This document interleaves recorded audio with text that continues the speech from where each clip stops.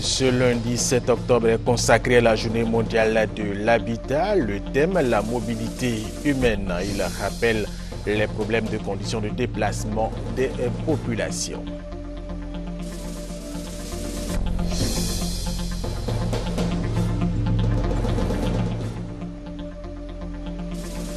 Un atelier sur le changement climatique a eu lieu à Yao dans la sous-préfecture de Bonoa. Il a planché sur la variabilité du climat qui menace la santé des populations.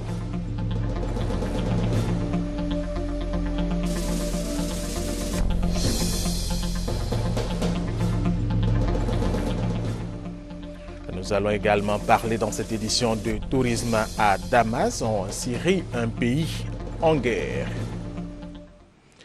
Mesdames et messieurs, bienvenue et merci de regarder RTI 1.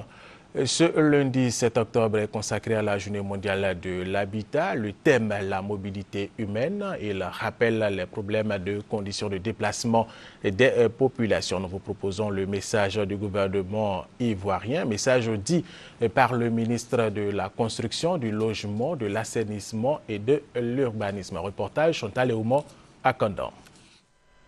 La journée mondiale de l'habitat est célébrée chaque premier lundi du mois d'octobre. Cette année, la mobilité urbaine a été choisie comme thème évocateur des préoccupations liées au développement urbain et notamment à la lutte contre le mal logement. Abidjan est la deuxième métropole de l'espace CEDEAO après la grande ville de Lagos. Cela en termes de population. Il est évident que compte tenu de sa croissance exponentielle, notre capitale, qui compte aujourd'hui plus du tiers de la population de notre pays, souffre de la problématique donc de la mobilité urbaine. Le gouvernement ivoirien vient de lancer un vaste programme de réalisation d'études d'urbanisme, des schémas directeurs et des plans d'urbanisme directeurs de tous nos grands centres urbains de l'intérieur du pays et du district d'Abidjan. Dans son message, le ministre de la Construction, de l'Assainissement et de l'Urbanisme a expliqué que la problématique de la mobilité urbaine est une priorité du gouvernement qui est engagé dans un projet de révalorisation des zones urbaines en difficulté. Le gouvernement l'a compris très tôt et c'est pourquoi, dès le mois de juin 2011, il a confirmé et réactivé tous les projets de construction des voies structurantes de la ville d'Abidjan, tout en lançant aussi un vaste programme de logements sociaux. À l'intérieur du pays, nous venons de démarrer 27 chantiers sur 32 chefs-lieux de département. Tous ces programmes tiennent compte de la problématique de la mobilité urbaine, parce que nous devons faciliter le déplacement de nos populations de ces lieux d'habitat vers les lieux d'activité. Mesdames et messieurs, chers compatriotes, nous sommes conscients que beaucoup reste à faire. Le Premier ministre Daniel Kablan-Duncan était il y a quelques jours au Canada. Le chef du gouvernement ivoirien a évoqué avec les milieux d'affaires du Québec les opportunités qu'offre la Côte d'Ivoire en matière d'investissement. Hugues Hervé Blé. Le Canada, un partenaire de premier choix de l'émergence de la Côte d'Ivoire, le Premier ministre Daniel Kablan-Duncan y croit. Il a pour cela multiplié à Montréal les rencontres avec les milieux d'affaires. Le clou aura été la conférence qui a mis l'accent sur les nombreuses opportunités qu'offre la Côte d'Ivoire dans le secteur des mines, du pétrole, de l'énergie, des infrastructures économiques et bien d'autres. Le Canada, nous savons, regorge de compétences reconnues dans différents domaines, notamment les infrastructures économiques et sociales, les technologies de l'information, l'agriculture et bien sûr les énergies renouvelables. Tous ces atouts et opportunités d'affaires sont favorables à un partenariat gagnant-gagnant entre le secteur privé canadien et québécois et la Côte d'Ivoire. Séduits par la présentation du Premier ministre, ces auteurs des milieux d'affaires canadiens et autres l'ont été. On se réjouit de voir les choses s'améliorer, la paix s'installer et surtout une soif de croissance et de paix. Alors sur ce, nous sommes tous prêts à renouer avec nos amis et surtout investir et s'investir dans la Côte d'Ivoire. Nous pensons qu'il y a des choses à faire en Côte d'Ivoire Et nous envisageons de nous rendre dans ce pays avant la fin de l'année, en prévision de notre participation au forum qui se tiendra en fin janvier 2014. Nous sommes largement satisfaits. Un séjour fructueux, l'étape du Québec l'est pour le patronat ivoirien qui a noué à l'occasion de nombreuses relations d'affaires. Nous sommes là pour confirmer ce que disent nos autorités et qu'on peut faire des affaires en Côte d'Ivoire et même de très bonnes affaires. De 1,2% en 2010, la part du Canada dans le commerce global de la Côte d'Ivoire est passée à 3% en 2011. Une donne que la Côte d'Ivoire s'est engagée à changer dans le cadre du renforcement des relations qui unissent les deux pays. Le secteur privé ivoirien soutient l'État dans la lutte contre la fraude et la contrefaçon. Une convention a été signée entre les deux parties. Avec cette convention, des agents en charge du contrôle des activités de l'État et du secteur privé au profit des populations vont être formés pour être encore plus opérationnels sur le terrain. Kwasi Mamadou. Le sucre, le pain, les bouillons, les pâtes dentifrice, l'huile, le riz. Autant de produits dont la contrefaçon circule sur les marchés ivoiriens. Un mal qui fait perdre aux industriels plus de 40% de leur chiffre d'affaires. Sur le terrain, malheureusement, nous avons des commerçants qui font rentrer des produits contrefaits, qui le préparent même en Côte d'Ivoire et qui mettent ces produits-là de mauvaise qualité sur le marché. La fraude et la contrefaçon, de véritables gangrènes pour l'économie ivoirienne. Aujourd'hui, les industriels s'engagent aux côtés du gouvernement pour radicaliser la lutte. Donc on est engagé fortement sur l'autosuffisance en sucre en Côte d'Ivoire et il faut que l'État nous aide à ce qu'on puisse vendre notre sucre en Côte d'Ivoire. Une signature de convention de partenariat est signée pour garantir les efforts. Elle va permettre la formation des agents en charge de la lutte ainsi que la mise en place de moyens logistiques. Quand il s'agit de la contrefaçon, parfois les entrées se font le plus officiellement du monde, et c'est pour ça que nous avons besoin de ce genre de convention pour qu'il y ait une formation des contrôleurs sur le terrain et des douaniers pour savoir distinguer un vrai produit d'un produit contrefait. Dans quelques mois, le gouvernement va entamer une traque aux fraudeurs avec le double avantage d'assainir le milieu économique et d'assurer une bonne santé aux populations. Le président sortant du PDCI-ME, Henri Konan Bédié, reste à la tête du Parti démocratique de Côte d'Ivoire. Il a largement battu ses adversaires lors du 12e congrès de ce parti au Parc des Sports de Trècheville. Après sa victoire, il était sur le plateau du journal de 20h de RTI 1. C'était hier. Nous vous proposons un extrait de son intervention. Il nous parle de la candidature du PDCI-RDA à la prochaine élection présidentielle et de l'avenir du RHDP. J'ai dit les raisons pour lesquelles ce n'était pas le moment de trancher cette question. C'est au cours d'une convention nationale que nous allons inscrire cette question à l'ordre du jour. Question unique à l'ordre du jour. Et nous en débattrons entre militants du parti. Je crois que tous les alliés regroupés dans le RHDP souhaitent un RHDP renforcé, un RHDP ayant réglé ses problèmes de dysfonctionnement. Et nous tous, nous souhaitons cela. Un RHDP fort.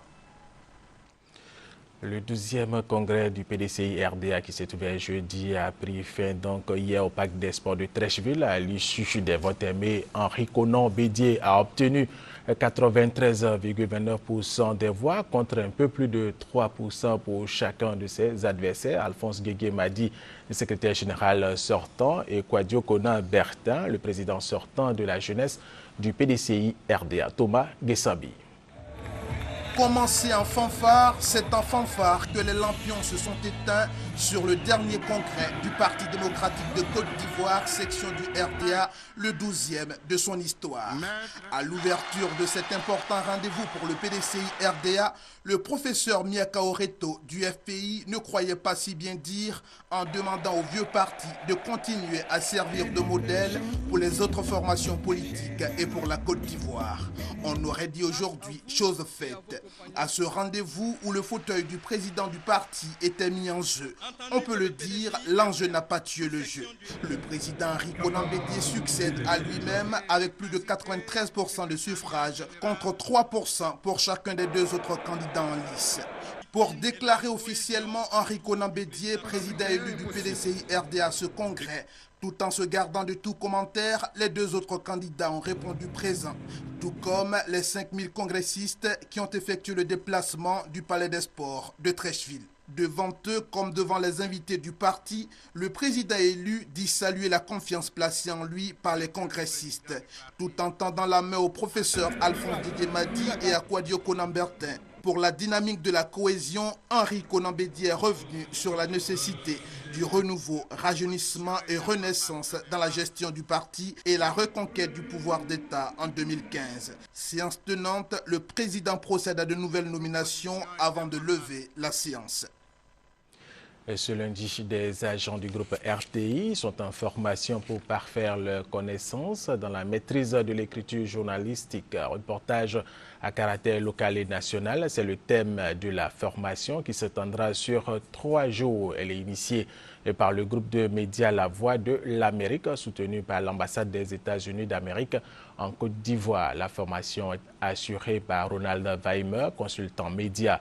Elle est associée aux journalistes, des monteurs, réalisateurs et techniciens de la RTI pour leur permettre de mieux intégrer le processus de réalisation des reportages et de mieux répondre aux objectifs assignés par la direction générale de la RTI. Autre aspect de l'actualité, parlons de cet atelier sur le changement climatique qui a eu lieu à Yao dans la sous-préfecture de Bonoa. Cet atelier a planché sur la variabilité du climat qui menace la santé des populations. Chantal Eouma Akandan a suivi cet atelier pour RTI 1. Yao, sous-préfecture de Bonoa. Le ciel gris de ce matin du 2 octobre dernier annonçait une pluie diluvienne.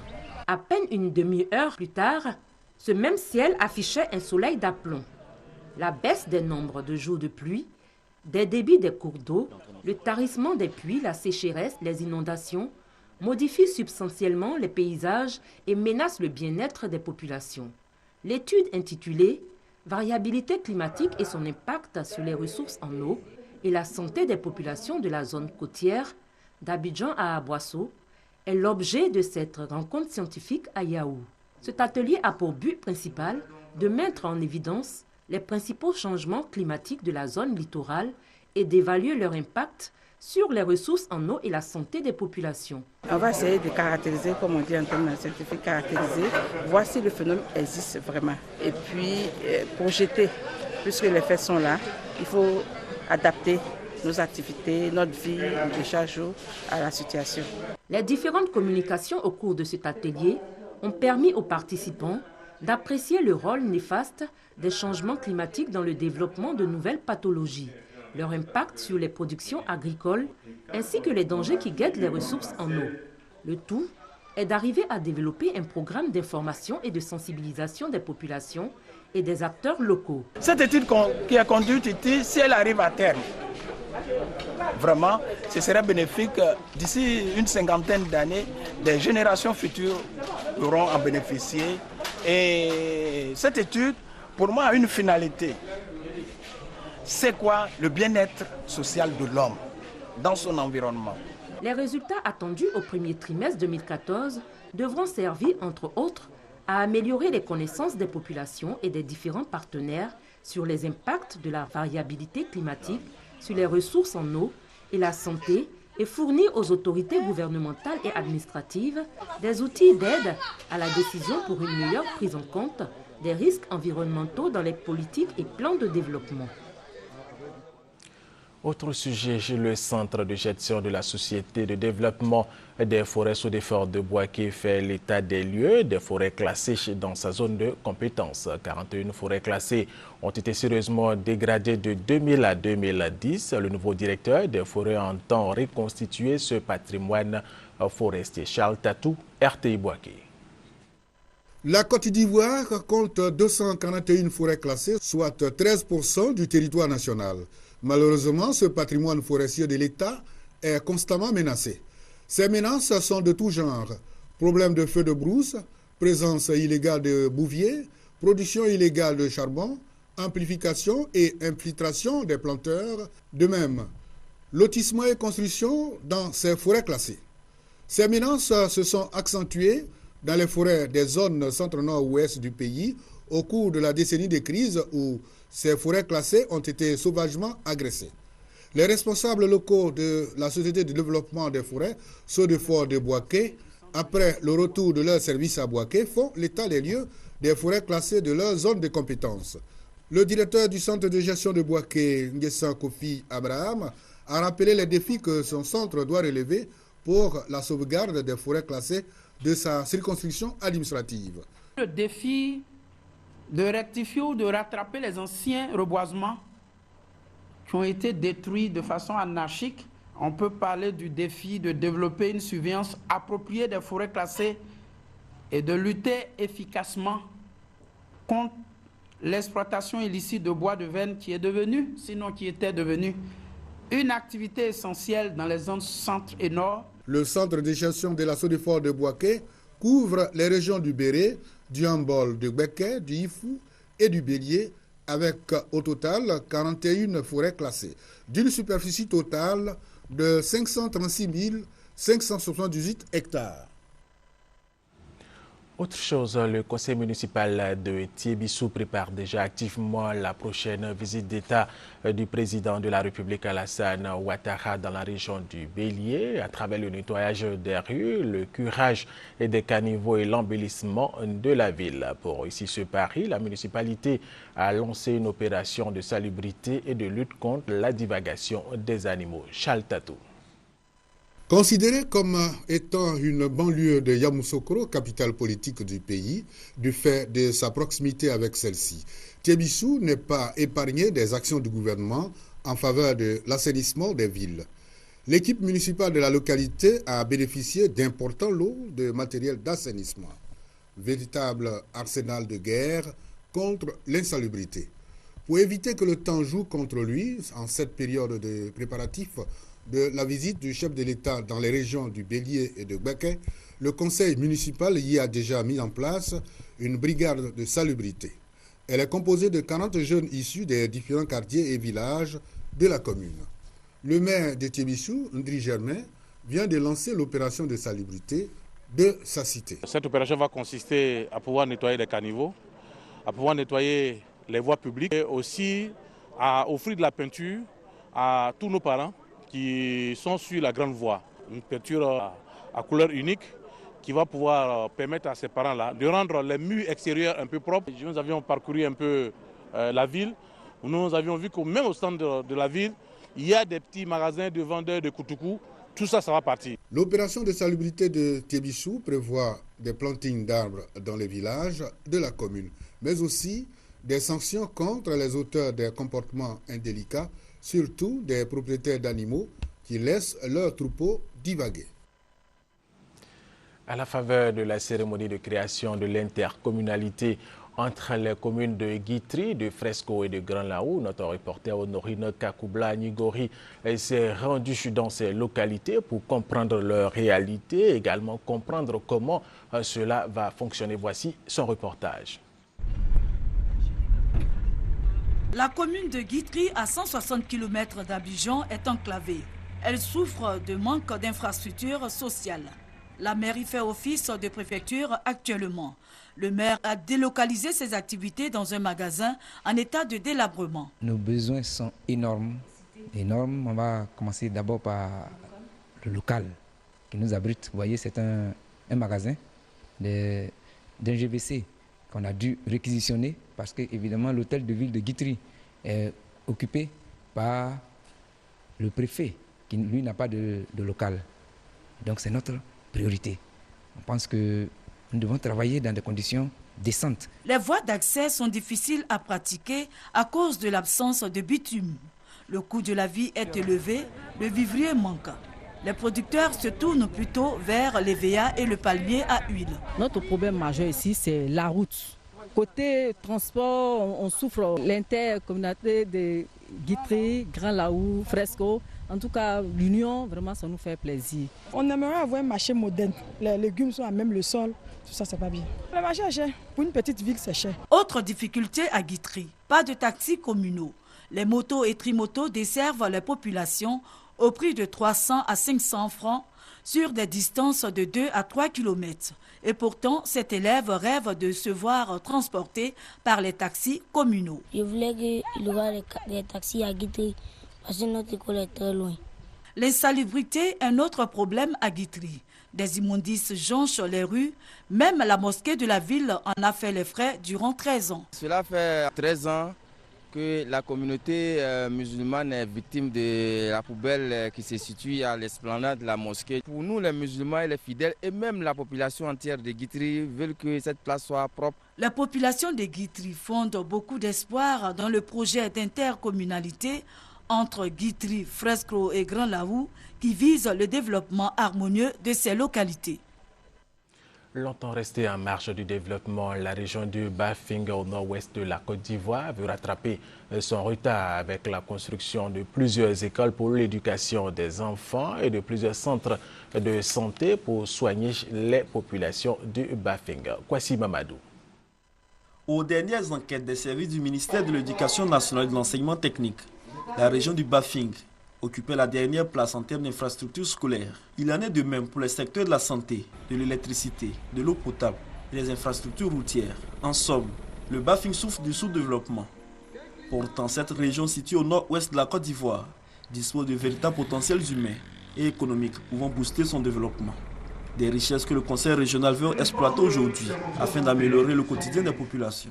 Le président de cet organe, Diomandé Lassina, et son équipe veulent dans un premier temps permettre à Touba, le chef-lieu de la région, de disposer d'une structure bancaire afin d'éviter le déplacement des fonctionnaires jusqu'à la ville de Mans. Autre projet immédiat, le reprofilage des routes pour le coulement des produits agricoles, ainsi que la réhabilitation et l'équipement des structures scolaires et sanitaires. Pour réaliser tous ces projets, Diomandé Lassina exhorte tous les cadres à l'union afin de sortir le Bafing de la pauvreté. Aux populations, il demande la culture de la paix et du pardon afin de bâtir une région prospère et développée, participant à la croissance économique de la Côte d'Ivoire. Pour rapprocher la collectivité des populations, le Conseil s'est doté d'un siège à Touba, une première depuis 2001. Les populations de la commune de Djembé dans le nord de la Côte d'Ivoire éprouvent de réelles difficultés pour se soigner et pour se loger, selon notre reporter Kwadjo Kwame de RTI Boaké qui était dans la localité. Cette situation préoccupe les conseillers municipaux et les leaders d'opinion de la petite ville de Djembé. Ils veulent donc trouver une solution à tous ces problèmes. La localité de Djembé, comme de nombreuses autres communes du pays, peine à amorcer son développement. Ici, la majorité des 7000 âmes a du mal à se soigner, à s'éduquer, à se loger. En somme, à bien vivre. Pour remédier à cette triste situation, le conseil municipal a initié des réflexions. Celles-ci doivent aboutir à la rédaction et à l'exécution d'un plan stratégique de développement de la commune de Djembé. Elles ont été menées à travers 6 commissions qui ont réuni des techniciens au développement, des conseillers municipaux et des représentants des couches socio-professionnelles de la commune. Les besoins ne sont pas statiques, les besoins sont dynamiques. Certaines choses ont pu évoluer. Il fallait alors actualiser les besoins de la population. Quand nous sommes partis de la vision de développement de la commune. Une session bénéfique au dire de certains participants. Le maire ne s'est pas assis dans son bureau et rédiger, prendre les trucs en compte. Il a vraiment demandé notre avis. C'est la première fois que nous voyons cela. Nous sommes très satisfaits de ce séminaire. Une satisfaction qui pourrait être de longue durée que si la commune bénéficie d'un soutien de l'État, car le conseil municipal ne pourra tout faire. Chez nous, c'est des travaux vraiment très lourds et ça sera vraiment très difficile à la de financer. Elle doit s'approcher plutôt de l'État. Mais peut-être que ce qu'elle peut nous aider à faire, c'est de nous aider à sensibiliser les parents à l'entretien des pompes villageoises.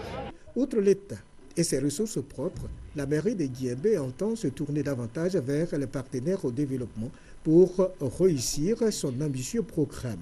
La tâche, bien que difficile, n'est pas impossible selon le préfet du département de Dikodougou qui a présidé la séance plénière des travaux de 2 jours de réflexion.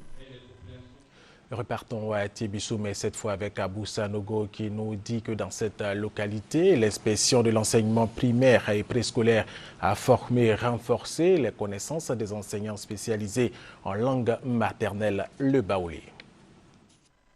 Former les enseignants et encadrer en données de base linguistiques en baoulé, conduire des activités en cycle d'initiation et en première année d'apprentissage en langue maternelle constituent entre autres les résultats attendus à cet atelier de Tiébissou. Tiébissou abrite ses premières écoles intégrées pour l'enseignement en langue maternelle baoulé depuis l'année scolaire dernière. Cette circonscription d'enseignement primaire est en passe de devenir une plateforme de ce type d'enseignement novateur. Pour Abou Kofi François, l'inspecteur de l'enseignement primaire et préscolaire de Tiébissou, l'enseignement en langue maternelle présente beaucoup d'avantages.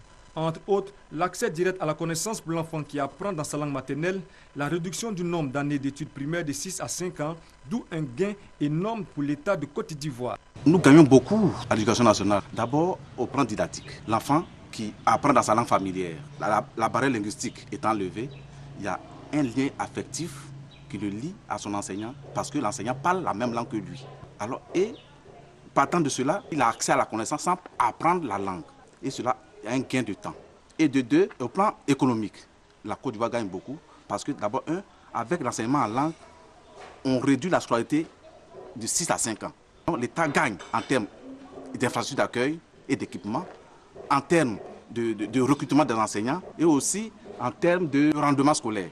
Enseignants et conseillers pédagogiques des écoles pilotes de Tiébissou ont appris au cours de ces séminaires les rudiments de base de la pédagogie active et participative appliquée à l'enseignement en langue baouli. Les 125 écoliers des 5 écoles pilotes de l'année scolaire dernière sont renforcés cette rentrée 2013-2014 par 130 nouveaux élèves en classe maternelle, soit un total de 250 écoliers inscrits, encadrés par 10 enseignants spécialistes. L'Église du christianisme céleste a 66 ans de vie en Côte d'Ivoire. Cet anniversaire a été célébré avec face par les fidèles de Boaké. Kwadjo Kwame et RTI Boaké pour RTI 1. Chaque région a célébré à sa manière le 66e anniversaire de l'Église du christianisme céleste en Côte d'Ivoire. Les chrétiens célestes de la région de Boaké se sont retrouvés à la paroisse Saint-Gabriel d'Aguigreté pour commémorer cet anniversaire. Pour cette célébration, rien de particulier. La messe du dimanche a suivi son cours normal. Chaque fidèle a adressé au Seigneur des prières en vue du pardon de ses péchés. Mais surtout remercier Dieu pour avoir inspiré le prophète Samuel Biléou Joseph Ochofa pour la création de l'Église. Nous nous retrouvons déjà, le principal c'est que toute tendance confondue, ça c'est rare. Nous devrons faire fi des barrières et nous mettre ensemble dans une confraternité pour célébrer ça ensemble. Permettre à nos frères de reconnaître le travail que Dieu a battu dans nos bras, parce qu'au départ, nous avons été un peu ignorés. Mais aujourd'hui, c'est chose faite. C'est une joie pour nous. Louanges, chants d'adoration, prières et distribution de l'huile sainte aux fidèles ont meublé le programme de ce 66e anniversaire. Chaque fidèle est reparti satisfait. L'Église du christianisme céleste est née en 1947 à Makoko, au Nigeria, où se trouve son siège. Le troisième grand titre de cette édition, parlons du tourisme à Damas en Syrie, un pays en guerre. Regardez. Difficile de croire que ces sonorités joyeuses typiques du répertoire traditionnel syrien résonnent ainsi en plein Damas, alors que le pays est plongé dans un chaos meurtrier indescriptible. Déni total de réalité ou pure opération de propagande pour montrer un pays où la vie continue, les autorités ont organisé cette semaine un festival de tourisme de 3 jours, officiellement pour tenter de relancer un secteur en perdition. Notre mission est difficile à l'ombre de la guerre. Nous essayons de cultiver la vie, tandis que la partie adverse veut habiller les Syriens de noir. Elle veut que la culture de la mort devienne la réalité des Syriens. Selon le ministre, en 2 ans et demi de révolte, le manque à gagner pour le pays s'élève à plus d'1 milliard d'euros et il faut montrer au monde les capacités du pays. Artisans, peintres ou musiciens, même les plus farfelus, ont été conviés à l'effort de représentation. Nous avons transformé cet outil d'un instrument du mal en instrument du bien, d'un instrument qui supprime les âmes en un autre qui les ressuscite. Et puis, vous savez, le peuple syrien, si vous lui lancez des pierres, il vous lancera des fruits. Malgré les efforts et une couverture média inexistante ailleurs dans le pays, la fête semble plus organisée pour redonner un peu le moral aux Damascènes, de plus en plus frappés par des attentats ou des obus de mortier. La Syrie est fatiguée de ces crises et ce festival est venu nous mettre du baume au cœur, d'autant qu'il nous montre que la Syrie est toujours vivante et le restera, que son peuple est vivant et aime son pays. Avec le chiffre de 115 000 morts répertorié à ce jour par l'Observatoire syrien des droits de l'homme, l'opération de charme orchestrée par le régime a de quoi donner le vertige au plus grand des derviches. Fin de cette édition, merci de l'avoir suivi. Vous pouvez la retrouver sur le site de la RTI, www.rti.ci.